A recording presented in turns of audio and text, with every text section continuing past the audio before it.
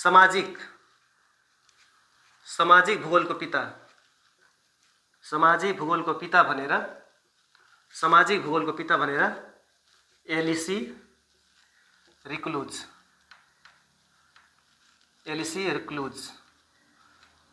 सामाजिक भूगोलको पिता भनिन्छ। यसरी यो 4 वटा रहेको थियो। अब हामी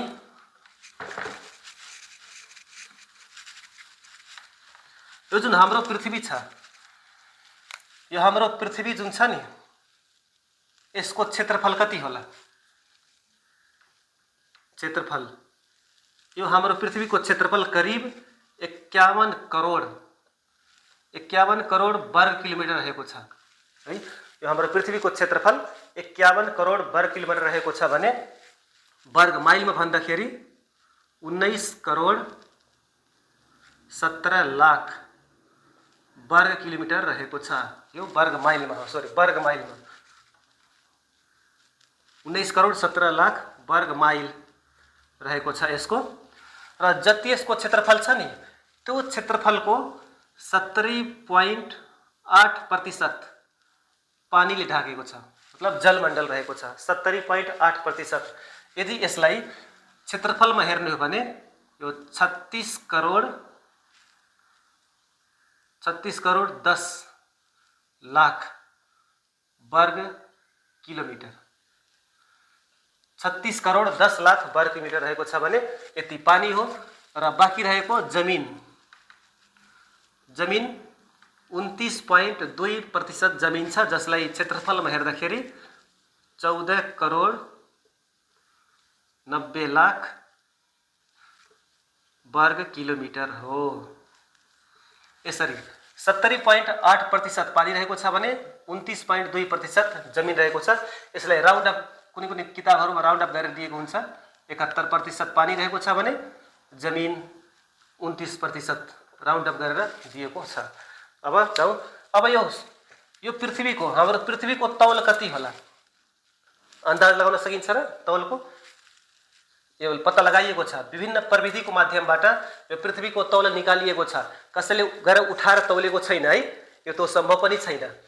यो विभिन्न प्रविधिको प्रयोग गरेर पृथ्वीको अनुमानित तौल निकालिएको छ है। अनुमानित तौल जुन यसको रहेको छ, तौल 5.972 × 10⁻²४ केजी, यति किलोको हाम्रो पृथ्वी छ।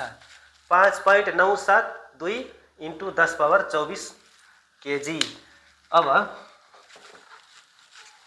यो पृथ्वीको हामी व्यासतिर जान्छौँ। व्यास र परिधि, यो जुन हाम्रो पृथ्वी छ, यो पृथ्वी यो माथिल्लो भागलाई यहाँकोलाई उत्तरी ध्रुव र तलकोलाई दक्षिणी ध्रुव भनिन्छ। यो पृथ्वीलाई ठ्याक्कै आधाबाट काट्ने गरी रेखा काटिएको छ भने ठ्याक्कै कागतीलाई ठ्याक्कै बीचबाट काट्दाखेरि जुन बन्छ त्यसलाई हामी भूमध्य रेखा भन्छौँ। भूमध्य रेखा भन्छौँ। ल, भूमध्य रेखा। अब यो पृथ्वीको व्यास निकाल्दाखेरि हेर्दाखेरि अब यो जस्तै हाम्रो पृथ्वी करिब सुन्तलाको आकारको जस्तै छ हैन, ओरेन्ज आकार जस्तै छ। यो तलमाथि दबेको र बीचमा यो फुकेको छ। यो दूरी कम भएको र यो बढी भएको। यसरी त यो पृथ्वीको व्यास हेर्दाखेरि व्यास दुई प्रकारको हुन्छ, दुईटा हुन्छ यो पृथ्वीको लागि। एउटा भूमध्यरेखीय व्यास हुन्छ, एउटा ध्रुवीय व्यास हुन्छ। सबैभन्दा पहिला भूमध्यरेखीय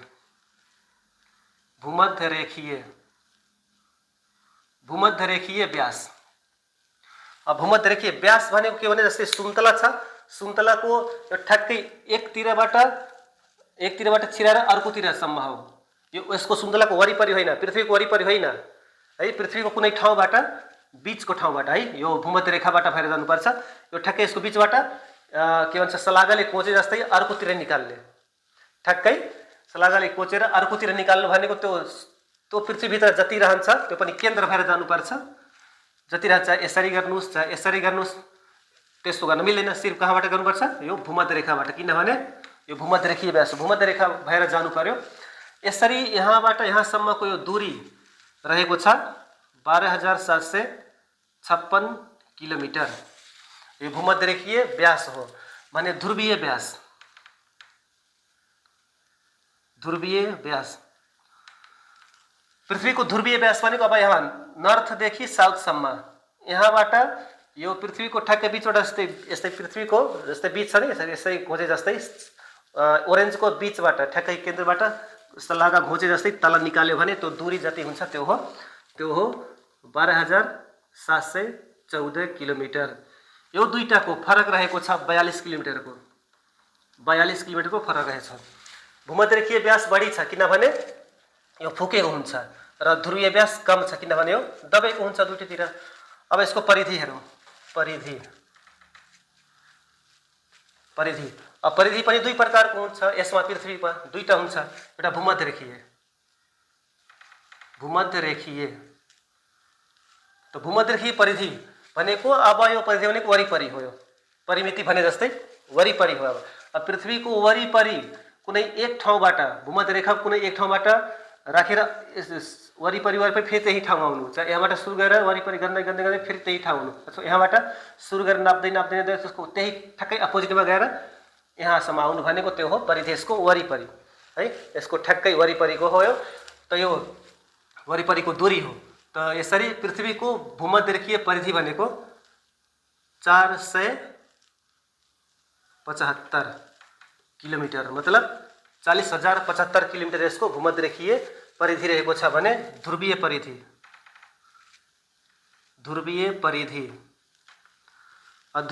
भनेको अब नर्थबाट साउथसम्म यो पृथ्वीको उत्तरी ध्रुवदेखि नाप्दै दक्षिण ध्रुव फेरि त्यसैको अपोजिट गएर भित्रबाट यहाँमा सर्नु उसको वरिपरि, त्यो पनि ध्रुवीयबाट गएको हुनुपर्छ।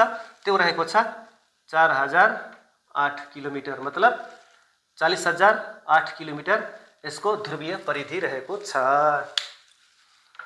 अब यहाँ विभिन्न रेखाहरू छन्। यो रेखातिर जाउँ। यो जुन रेखा छ यसलाई भूमध्य रेखा भनिन्छ, जुन कि यो 0 डिग्रीको अक्षांश रेखा पनि भनिन्छ। 0 डिग्रीको अक्षांश रेखा, यसको यो रेखाको माथि एउटा अर्को रेखा छ 23.5 डिग्री जसको नाम हो कर्कट रेखा। यसलाई ट्रपिक अफ क्यान्सर पनि भनिन्छ इङ्ग्लिसमा। त्यसगरी ठ्याक्कै त्यसको अपोजिटमा तलतिर, मतलब यो दक्षिणी गोलार्धमा त्यत्तिकै दूरीमा 23.5 डिग्रीको रेखालाई भनिन्छ मकर रेखा। ट्रपिक अफ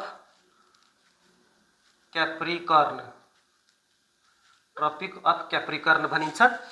र फेरि अब उत्तरी गोलार्धमा एउटा अरू रेखा छ 66.5 डिग्रीको, 66.5 डिग्रीको रेखा छ, जसलाई सुमेरु वृत्त भनिन्छ।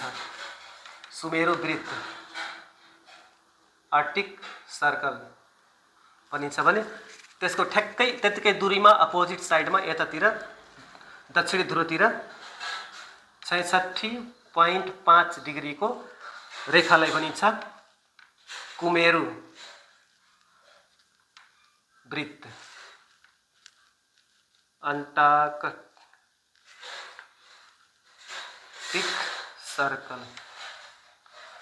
सर्कल। अब यसरी यो भूमध्य रेखाको 5 डिग्री उत्तरतिर र 5 डिग्री दक्षिणतिर यो रेखाले भनिन्छ डोल्ड्रम्स, जसलाई नेपालीमा कटिबद्ध रेखा भनिन्छ। कटिबद्ध रेखा। अब यो सुमेरु वृत्तमा कतिवटा देश पर्छ, कतिवटा महादेश पर्छ भनेर हेर्दाखेरि यसमा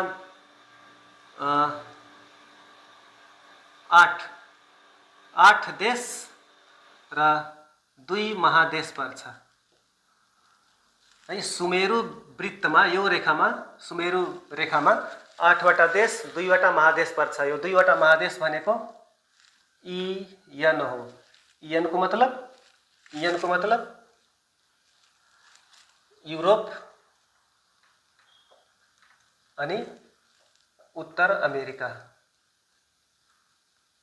युरोप र उत्तर अमेरिका भयो। त्यसै गरी यो कर्कट रेखामा 17 देश 3 महादेश पर्छ। 17 देश 3 महादेश पर्छ। यो 3 महादेश भनेको AAN हो। अब यसको मतलब एसिया, अफ्रिका र एन भनेको उत्तर अमेरिका। त्यसै गरी यो भूमध्य रेखामा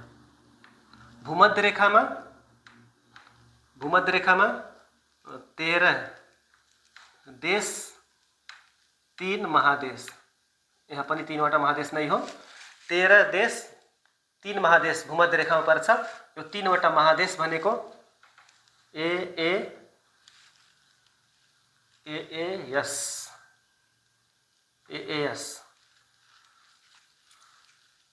अब यो यसको मतलब हो एसिया,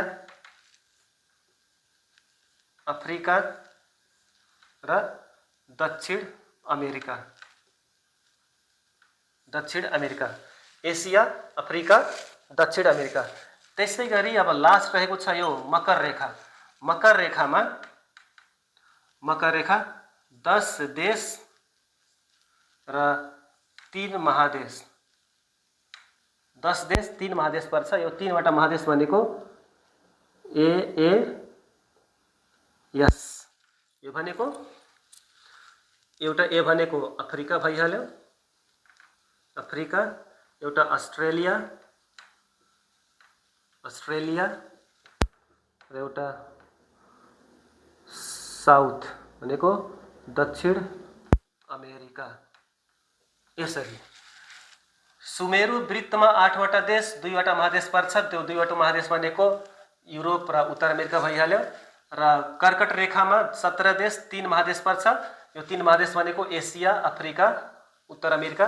र भूमध्य रेखामा 13 देश 3 महादेश भनेको एसिया, अफ्रिका, दक्षिण अमेरिका। र मकर रेखामा 10 देश 3 महादेश। यो 3 महादेश भनेको AAS, अफ्रिका, अस्ट्रेलिया र दक्षिण अमेरिका। अब यो देशहरूको बारेमा हामी अर्को भिडियोमा छलफल गरौँला। 12,756 किलोमिटर यो भूमध्यरेखीय व्यास हो भने ध्रुवीय व्यास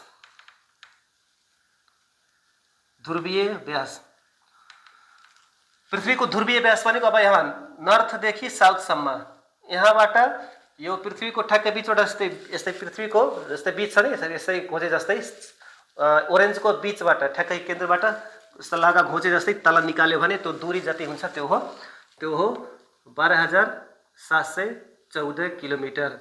यो दुईटाको फरक रहेको छ 42 किलोमिटरको। 42 किलोमिटरको फरक रहेछ। भूमध्यरेखीय व्यास बढी छ किनभने यो फुकेको हुन्छ र ध्रुवीय व्यास कम छ किनभने यो दबाएको हुन्छ दुईटैतिर। अब यसको परिधि हेरौँ। परिधि पनि दुई प्रकारको हुन्छ। यसमा पृथ्वीमा दुईटा हुन्छ, एउटा भूमध्यरेखीय त भूमध्यरेखीय परिधि भनेको अब यो परिधि भनेको वरिपरि हो। यो परिमिति भने जस्तै वरिपरि हो। अब पृथ्वीको वरिपरि कुनै एक ठाउँबाट भूमध्यरेखा कुनै एक ठाउँबाट राखेर वरिपरि फेरि त्यही ठाउँमा आउनु हुन्छ। यहाँबाट सुरु गरेर वरिपरि गर्दै फेरि त्यही ठाउँ आउनु। यहाँबाट सुरु गरेर नाप्दै त्यसको त्यही ठ्याक्कै अपोजिटमा गएर यहाँसम्म आउनु भनेको त्यो हो परिधि। यसको वरिपरि है, यसको ठ्याक्कै वरिपरिको हो यो। त यो वरिपरिको दूरी हो। त यसरी पृथ्वीको भूमध्यरेखीय परिधि भनेको 475 किलोमिटर, मतलब 40,075 किलोमिटर यसको भूमध्यरेखीय परिधि रहेको छ भने ध्रुवीय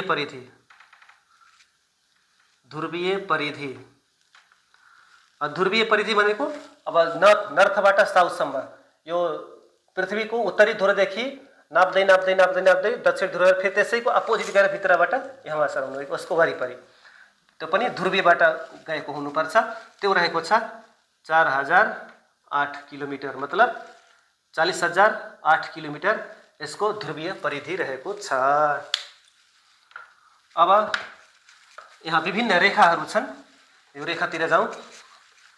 यो जुन रेखा छ यसलाई भूमध्य रेखा भनिन्छ, जुन कि यो 0 डिग्रीको अक्षांश रेखा पनि भनिन्छ। 0 डिग्रीको अक्षांश रेखा। यसको यो रेखाको माथि एउटा अर्को रेखा छ 23 डिग्री 23.5 डिग्री, जसको नाम हो कर्कट रेखा। कर्कट रेखा, यसलाई ट्रपिक अफ क्यान्सर पनि भनिन्छ इङ्ग्लिसमा। त्यसगरी ठ्याक्कै त्यसको अपोजिटमा तलतिर, मतलब यो दक्षिणी गोलार्धमा त्यतिकै दूरीमा 23.5 डिग्रीको रेखालाई भनिन्छ मकर रेखा। मकर रेखा, ट्रपिक अफ क्याप्रिकर्न, ट्रपिक अफ क्याप्रिकर्न भनिन्छ।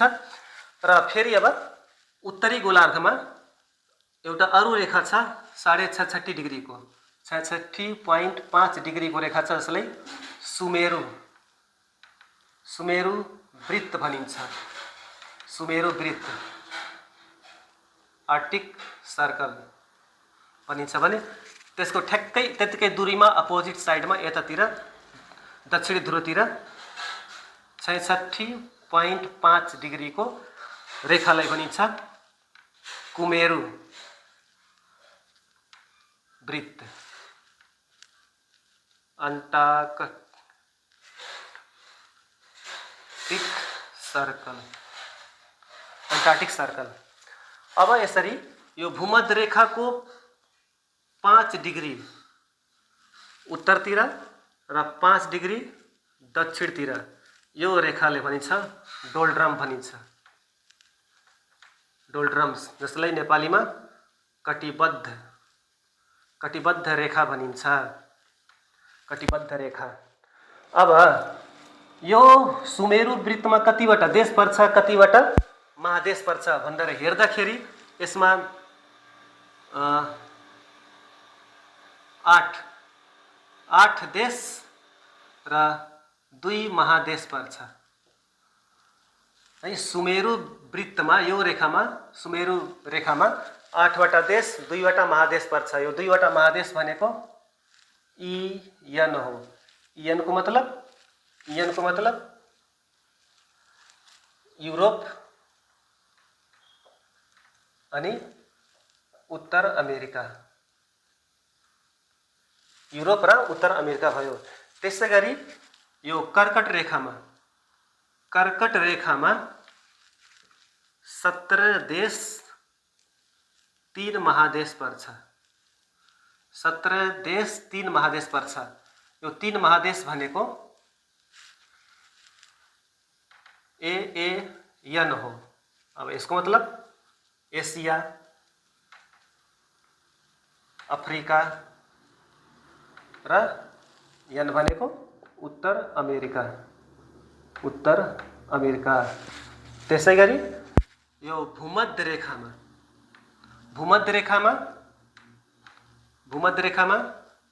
13 देश 3 महादेश, यहाँ पनि 3 वटा महादेश नै हो। 13 देश 3 महादेश भूमध्य रेखामा पर्छ। यो 3 वटा महादेश भनेको एएस।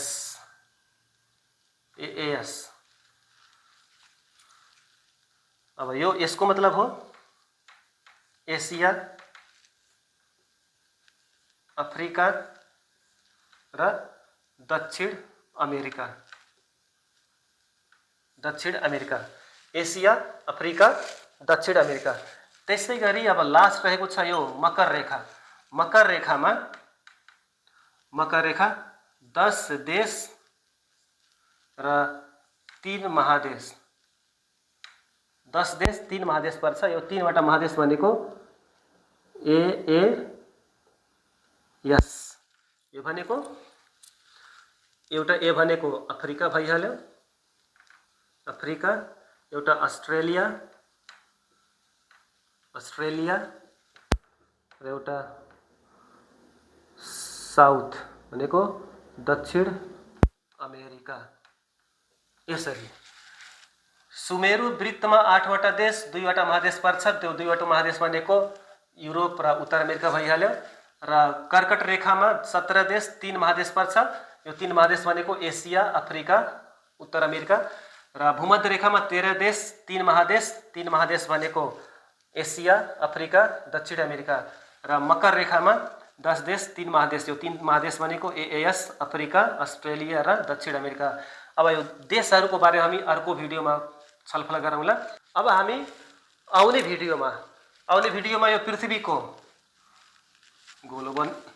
आउने भिडियोमा हामीले पृथ्वीको यो उत्तरी ध्रुवको बारेमा, दक्षिणी ध्रुवको बारेमा, अक्षांश रेखाको बारेमा, अनि यो देशान्तर रेखाको बारेमा र अन्य रेखाहरूको बारेमा हामी छलफल गर्नेछौँ।